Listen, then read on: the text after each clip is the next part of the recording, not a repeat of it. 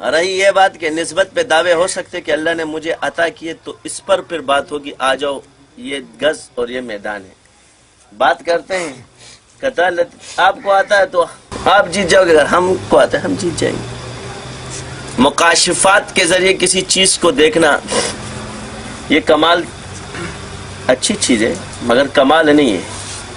کمال مکاشفات میں تمیز کرنا ہے۔ کیا ہے؟ کشف اچھی چیز ہے، مگر کمال کیا ہے؟ علم ہے۔ اس کا علم حاصل ہو جانا کہ یہ کشف جو اس کو ہوا ہے یہ ٹھیک ہوا ہے یا غلط ہوا ہے، یہ تصوراتی ہے، یہ شیطانی ہے، یہ رحمانی ہے، یا یہ جھوٹا ہے، کون سا اس کو یہ کشف ہوا ہے۔ اس بات کا علم ہو جانا اور اس میں کمال حاصل کرنا اصل کمال یہ ہے۔ خواب دیکھنا کمال تو نہیں ہے، مگر خواب کی تعبیر دینا کمال ہے، کیونکہ جو چیز علم میں آنا شروع ہو جائے گی وہ کمال اسی کو کہتے ہیں جس میں علم حاصل ہو جائے، اس کو کہتے ہیں کمال۔ اب ایک شخص کہتا ہے یہ ہے ہی غلط، تو وہ یہ لکھ دے کہ جی کون کون سے درجے کے خواب ٹھیک ہوتے ہیں، اس کو یاد رکھو، باقی ٹھیک نہیں۔ یہ سمجھ میں آتا ہے۔ اب اگر کوئی کہتا ہے کلی خواب ہی نہیں ہے تو یہ سمجھ میں نہیں آتا۔ اب مماثلت کرنا کسی علت کے اعتبار سے غیر سے، کسی بھی غیر سے مماثلت کرنا کہ یہ اس مثال اس طرف دے دو اس طرف دے دو، جی اس کو بھی ہوتا ہے اس کو بھی ہوتا ہے، تو صورت کے اعتبار سے تو ایک ہے مگر علت کے اعتبار سے ایک نہیں۔ اس کی مثال ایک لے لو کہ ایک بندے نے حرام سے ایک بلڈنگ بنائی، اس کی شکل بھی ایک طرح ہے، اور ایک نے حلال سے بنائی، اس کی بھی شکل ایک طرح ہے، تو صورت کے اعتبار سے تو دونوں مکان ہے، کیا علت کے اعتبار سے یہ دونوں مکان برابر ہے؟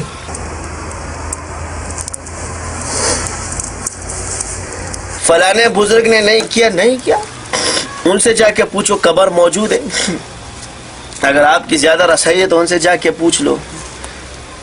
ایک بزرگ نفل نہیں پڑھتا تو میں تو اس کا ذمہ دار نہیں ہوں، اس سے نفل تو باطل نہیں ہو جائیں گے۔ ایک بزرگ نے تہجد نہیں پڑھی ہوئی تو میں تو اس کا ذمہ دار نہیں کہ وہ تہجد نہیں پڑھتا ہے، اس سے جا کے پوچھو کہ کیوں نہیں پڑھتا ہے، اس کے نہ کرنے سے تو تہجد غلط نہیں ہو جائے گی۔ کسی بزرگ کا شریعت پر عمل نہ کرنا اس حکم پر اس بات کی دلیل تو نہیں بنتی کہ جی یہ غلط ہے۔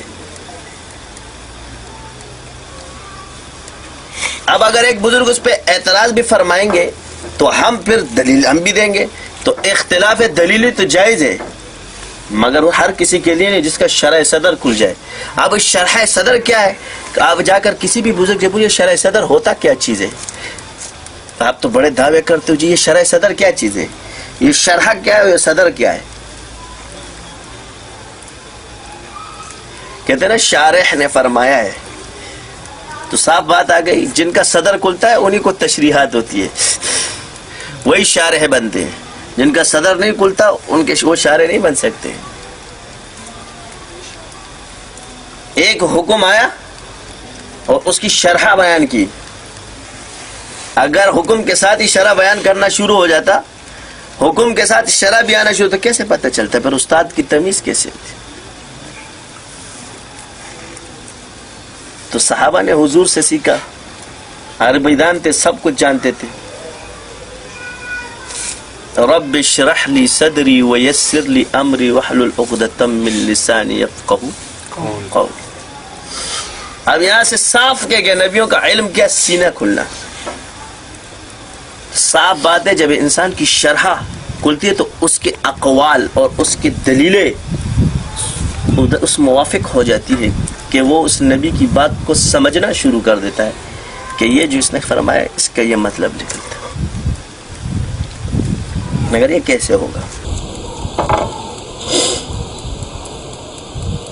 اغیار کا جادو چل بھی گیا، ہم ایک تماشا بن بھی چکے، اوروں کی کہانی یاد رہی، خود اپنا فسانہ بھول گئے۔